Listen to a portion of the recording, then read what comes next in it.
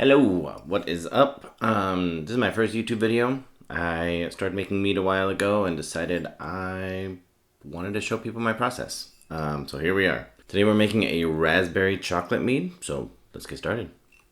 First, let's go over the recipe for this brew. In primary, we're using 5 pounds of raspberries, 16 pounds of water, 10 pounds of honey, 4.5 grams of Opti Red, and 3 grams of FT Rouge. Our target starting gravity is 1.108. After stabilizing in secondary, we'll add 5 more pounds of raspberries, 12 ounces of toasted cacao nibs, 2 ounces of French oak cubes, 3 vanilla beans, and 2.25 pounds of chicory honey. The sweetness is to my preference. You can decide if you want less or more, but the back sweetened gravity was about 1.028. So about 24 to 36 hours before you pitch your yeast, we're going to take 5 pounds of our raspberries out of the freezer, dose them with some pectic enzyme to get as much juice out of them as possible. I split these between 2 1-gallon Ziploc bags so I can reseal them. We hit them with a heavy dose of enzyme, seal it up, and toss them in the fridge. And then on brewing day, we'll start by rehydrating our yeast with our gopher. Today we're using 71B, which is my go-to for most of my berry meads. Stir this all up, cover it with a paper towel. Then, in our sanitized 4-gallon brewing bucket, we'll start with our 16 pounds of water.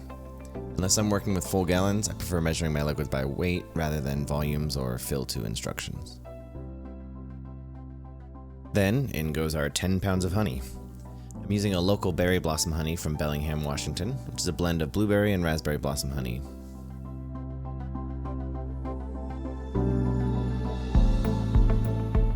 I was just short of 10 pounds of this, so I added a bit of blackberry blossom honey, also local from Mount Vernon, Washington. We'll go ahead and stir those up for a few minutes with a drill stirrer. Unfortunately, my drill died, so we'll finish the job with a brewing paddle.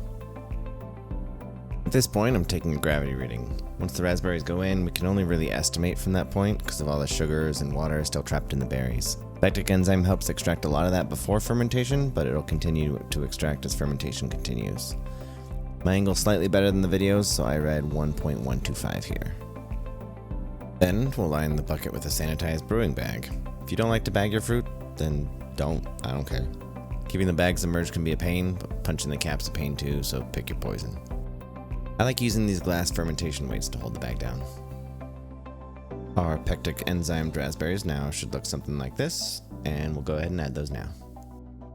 If you don't want to clean your wall right after, be a little more careful than me.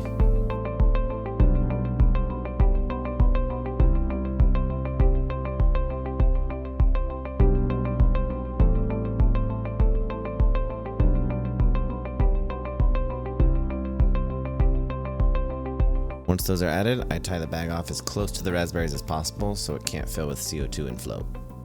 We are also going to use a sous vide magnet in this little section left up here to keep it under the surface.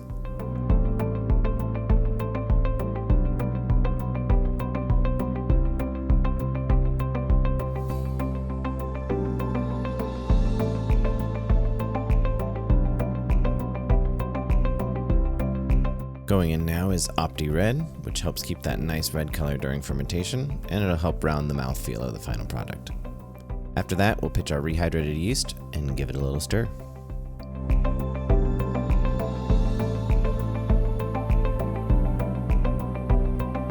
That's it for day 1. We'll put on the lid, pop on an airlock.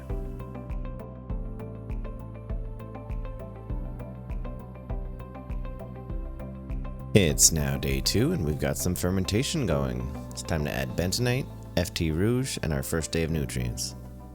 You can use whatever nutrient schedule you prefer. I'll leave a link to my recipe on Mead Tools below so you can adjust it based on what you have available. Bentonite and tannin shouldn't be added at the same time as enzymes, which is why we're doing it on day 2.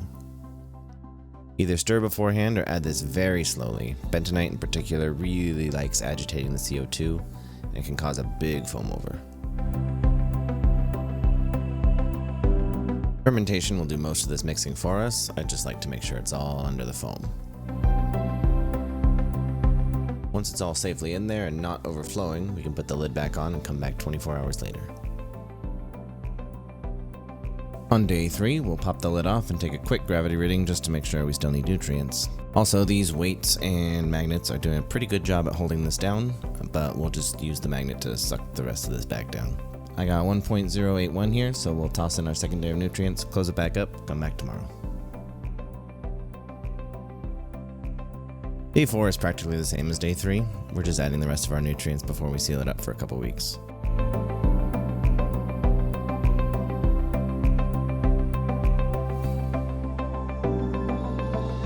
Watching the fermentation activity stir in the nutrients is pretty neat though.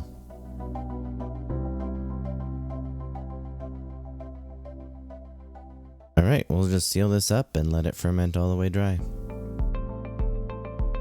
After this fermented fully dry, which took about 2 weeks, pulled the bag of raspberries out, racked it into a 4-gallon secondary container with some stabilizers.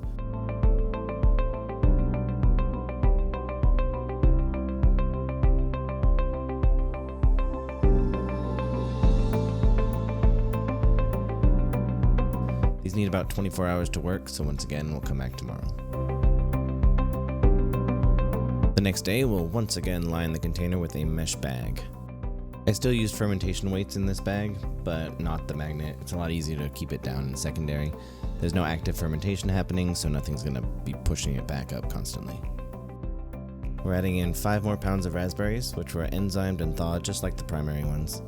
We're also adding 12 ounces of toasted cacao nibs, 4 split and scraped vanilla beans, and 2 ounces of medium plus toast French oak cubes. Contact time for these will be about 2 weeks. I'm also adding in my back sweetening honey here, so in goes 2 1/4 pounds of chicory honey. Do this to your preference, but I like this recipe on the sweeter side. Chicory honey has earthy, chocolatey notes that help round the flavor profile and play nicely with the chocolate and vanilla we already added. If you don't have access to chicory honey, then feel free to experiment. You can play into the deeper flavors with pumpkin, carrot, coriander, or clover honey, or you can use a brighter fruity honey like an orange blossom, blackberry blossom, raspberry blossom, blueberry blossom. I would definitely lean either earthy, spicy, or fruity over floral and medicinal, and I'd personally avoid buckwheat even if going for the earthy route, unless you really like buckwheat honey. After 2 weeks, I'll pull all of the additions out. If you want better control of each flavor, you can bag these separately, taste as you go, and pull each one as needed. I've liked the result from this before though, so I'm taking the simpler way. I'll let this settle for a bit before I rack it into a carboy for aging and clearing. The next day, it'll get siphoned into a clean and sanitized 3-gallon carboy. For those not familiar with brewing, you might be curious about all this foam though. It comes from a no-rinse sanitizer called Star San, which is an acid-based sanitizer. The amount that ends up in the mead at this dilution is non-toxic and leaves no flavors or odors, so it's negligible. Don't fear the foam is a common saying in the brewing world, and so this is considered proper usage. After this, throw in another airlock and let it clear, or add fighting agents to clear it faster. You can bulk age just like this, but I usually end up bottling when it's fully clear.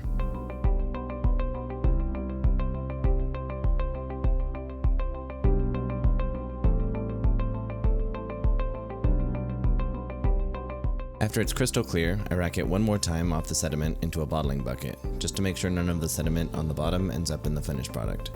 I also do this step to get an extra taste and decide if it needs any final acid adjustments. This one did not.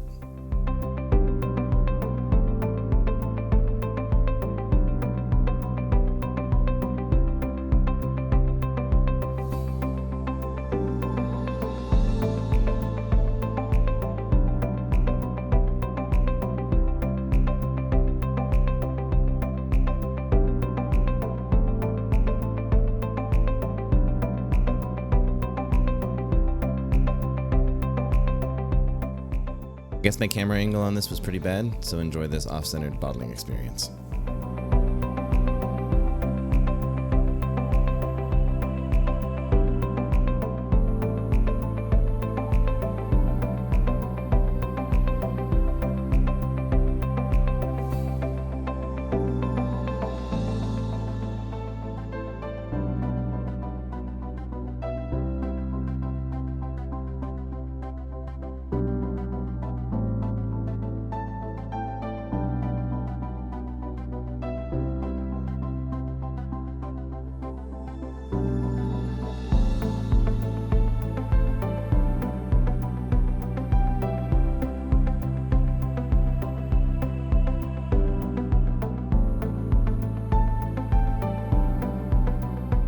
If you feel so inclined, you can do labels and shrink caps, but otherwise our work here is done.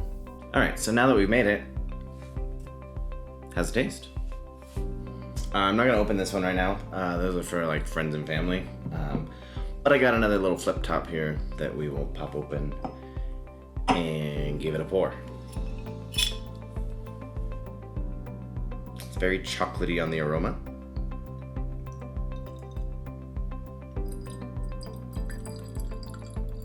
It's only about 2 months old, and I know these flip top bottles aren't fantastic, but I don't have no idea what this looks like in the camera. It's red. Oh, that smells so good.